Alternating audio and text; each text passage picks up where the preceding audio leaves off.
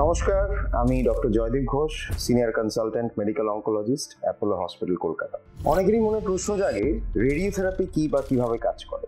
দেখুন, রেডিওথেরাপি মানে কিছু কিছু পার্টিকেলস, যাকে বলে ফোটনস, এই পার্টিকেলস গুলো দিয়ে ক্যান্সারটাকে মারার চেষ্টা করা। মানে কিছুই না, বাইরে থেকে যন্ত্রের দ্বারা, যেটাকে বলে এখনকার দিনে মডার্ন যেই রেডিওথেরাপি মেশিন, যাকে বলে লিনিয়ার অ্যাক্সেলারেটর, সেই লিনিয়ার অ্যাক্সেলারেটরের মাধ্যমে রেডিয়েশন দেওয়া শরীরের সেই জায়গায় যেখানে ক্যান্সার আছে, এবং ঠিক সেই জায়গাটাতে গিয়েই রেডিয়েশনের ডোজটা ডেলিভার হয়।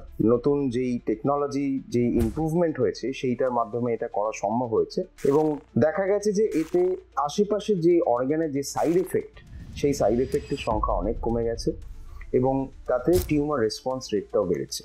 আর রেডিওথেরাপি দিতে গেলে যেই পরিকাঠামো দরকার, সেটা সাধারণত যে কোনো বড় ক্যান্সার সেন্টারে অ্যাভেলেবল। এবং আমার মতে যখনই কোনো রেডিওথেরাপি প্ল্যান করছেন, সেটা সবসময় যে কোনো বড় ক্যান্সার সেন্টারে করবেন, কারণ সেখানে মেশিনগুলোও খুব আপগ্রেডেড এবং সেখানে অবভিয়াসলি টিমটাও খুব ভালো। রেডিয়েশন অনকোলজি মানে শুধু যে ডাক্তারবাবু বা মেশিন নয়, তার সঙ্গে রেডিয়েশন ফিজিসিস্ট, রেডিয়েশন টেকনোলজিস্ট, অনেকগুলো লোকের একসঙ্গে কাজ করাটা জরুরি হয়, যাতে একদম ঠিক জায়গায় ঠিক ডোজটা ডেলিভার করা যায়। সেই জন্য আমার মতে সঠিক জায়গায় যান, সঠিক জায়গায় রেডিয়েশন অনকোলজি হেল্প নিন।